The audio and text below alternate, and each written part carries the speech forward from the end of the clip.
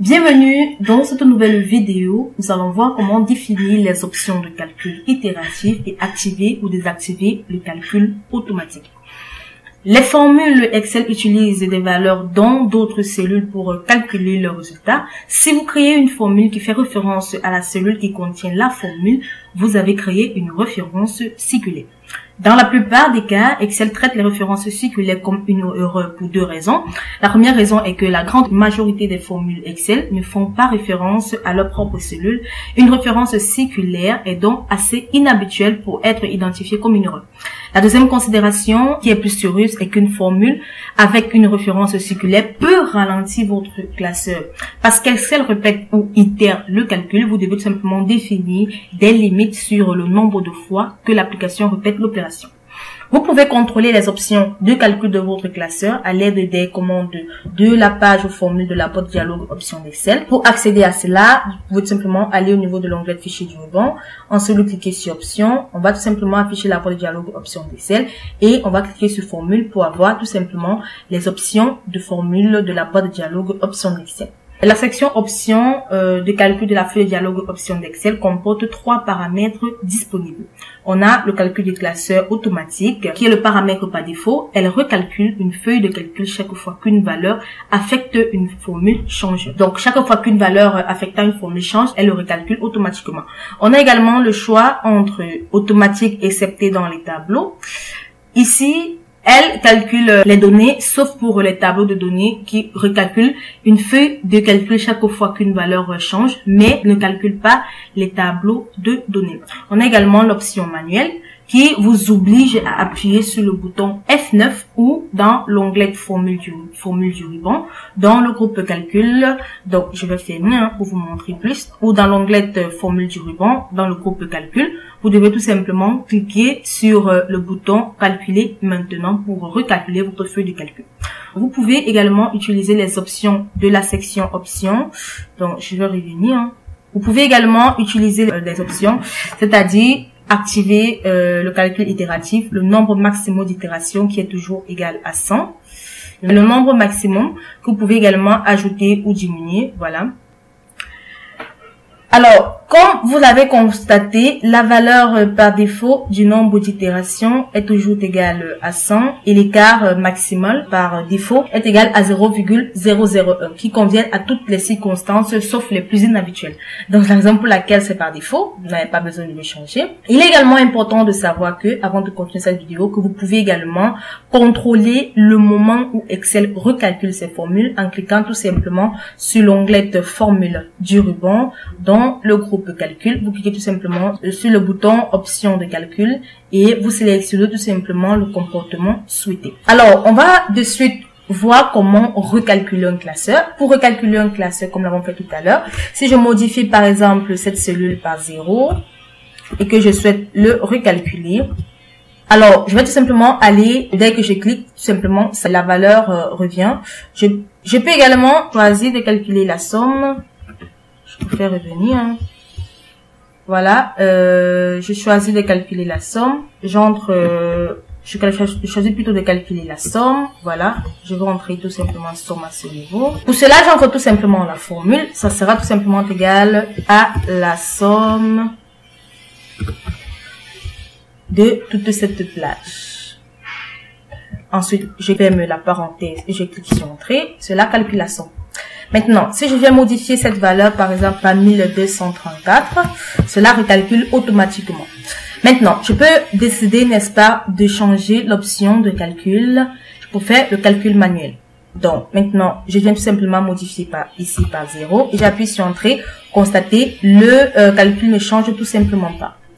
Je vais agrandir cette cellule pour qu'elle soit plus visible pour vous. Comme vous pouvez le constater, j'ai cliqué sur 0, le calcul ne change pas. Maintenant, je peux venir tout simplement modifier, calculer. Dans l'onglet de formule, je vais tout simplement cliquer sur calculer maintenant ou j'appuie sur la touche F9. Si je clique sur calculer maintenant, comme vous pouvez le constater, cette valeur change tout simplement. Donc, je rentre également une autre valeur. Je clique sur Entrée. Ça ne recalcule pas. Il faudrait que je vienne tout simplement au niveau dans le groupe calcul, dans l'onglet formule. Je clique sur calculer maintenant pour que cela recalcule. Par contre, tout simplement parce qu'elle est au niveau de manuel. Si c'est au niveau de automatique, à chaque fois que j'entre par exemple un 0 et que j'appuie sur entrée, cela recalcule automatiquement. À chaque fois que j'entre une valeur, cela recalcule automatiquement. Mais lorsque je change l'option de calcul et que je clique sur manuel, donc c'est moi qui décide quand est-ce que Excel pourra recalculer la valeur. Pour cela, je viens tout simplement ici et je calcule maintenant, cela recalcule la valeur. Donc voilà en quelque sorte comment recalculer un classeur. Vous pouvez également recalculer une feuille de calcul. Pour recalculer une feuille de calcul, je peux, puisqu'il s'agit des données, je clique tout simplement une valeur là, je reviens, cela ne recalcule pas. Ensuite, je vais tout simplement au niveau de l'onglet formule du ruban, dans le groupe calcul, je clique sur calculer la feuille. Cela va recalculer tout simplement toute la feuille, même s'il y avait des feuilles qu'on multipliait les deux feuilles. Alors, on va également voir comment pour définir les options de calcul de la feuille de calcul. Vous devez tout simplement afficher la feuille de calcul dont vous souhaitez définir les options de calcul. Dans le groupe calcul sur le bouton de l'onglet de formule, vous allez simplement cliquer sur le bouton option de calcul comme je faisais tantôt tout à l'heure. Et vous allez simplement choisir l'option entre automatique ou manuel, ou encore automatique sauf dans les tableaux de données. Pour définir les options de calcul itéré, vous devez tout simplement aller au niveau de fichier, ensuite options, dans la boîte de dialogue option d'Excel qui apparaît, vous cliquez sur formule, et dans la boîte de dialogue option d'Excel, là vous pouvez simplement modifier le mode de calcul en cliquant par exemple sur automatique. Vous pouvez également activer le calcul des itérations et diminuer le nombre d'itérations, augmenter ou diminuer, cela dépend de vous. Vous pouvez également diminuer l'écart entre le maximum et le minimum. Donc voilà, où vous pouvez simplement apporter toutes les modifications dont vous avez besoin à votre formule pour les calculs itérés. Alors, on va effectuer un petit test. On va tout simplement revenir à la boîte, la feuille de calcul itératif, où nous avons le programme d'incitation à l'épargne. Nous avons la dépense précédente au niveau de la cellule B5, les nouvelles dépenses au niveau de la cellule B4 et l'économie brute au niveau de la cellule B5, qui est tout simplement la soustraction entre les dépenses précédentes et les nouvelles dépenses, qui représentent tout simplement l'épargne. Ensuite, on a également l'incitation à l'épargne, où on va entrer la formule et que vous verrez. Les économies nettes, voilà, qui sont tout simplement égales à la soustraction entre l'économie brute et l'incitation à l'épargne. La donnée n'a pas été entrée.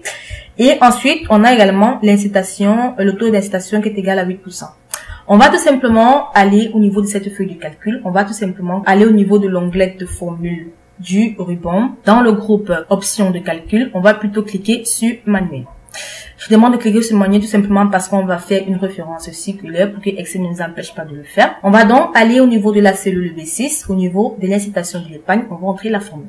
On va entrer la formule, ça tout simplement égal à B7 qui est l'économie nette multiplié par B9 qui est le taux d'incitation. Donc, l'incitation à l'épargne est égale aux économies nettes multipliées par le taux d'incitation. Lorsque je termine, je clique sur Entrée et Excel calcule tout simplement la valeur. Vous allez tout simplement constater que cette formule est incorrecte, tout simplement parce qu'il s'agit d'une référence circulaire. Alors, j'ai tout simplement ce petit truc vert au-dessus là, qui montre également que ma cellule est tout simplement incorrecte. Donc, lorsque je clique sur la formule de cellule, l'option, cela me dit tout simplement que la formule est incorrecte. Alors, sachant que ma formule est incorrecte, je vais maintenant recalculer mes données. Donc, pour cela, je vais tout simplement cliquer sur le bouton F9 ou je vais au niveau de l'onglet formule du ruban dans le groupe calcul. Je clique sur calculer maintenant. Alors, et là, Excel m'envoie une boîte de dialogue qui me dit qu'il existe une ou plusieurs références circulaires dans laquelle une formule fait référence à sa propre cellule. Directement ou indirectement, essayez de supprimer ou de modifier ces références ou changer les formules de la cellule. Je vais cliquer sur OK. Et là, comme vous pouvez le constater, Excel affiche directement les références circulaires dans ma feuille de calcul. Alors, pour désactiver cette boîte de dialogue, vous pouvez simplement aller au niveau de l'onglet de fichier du ruban. Dans le groupe options, vous cliquez formule. Ensuite, vous cochez la case activer le calcul itératif. Et ensuite sur OK. Lorsque vous faites cela et que vous venez recalculer, cela va tout simplement faire disparaître les références circulaires. Vous maintenant modifiez en automatique et recalculer. À chaque fois que vous allez recalculer, vous le constatez, les références circulaires ont tout simplement disparu. Voilà en quelque sorte comment on définit les options de calcul itératif et activer ou désactiver le calcul automatique. J'espère que vous avez aimé la vidéo. Nous allons nous retrouver très prochainement pour une nouvelle vidéo.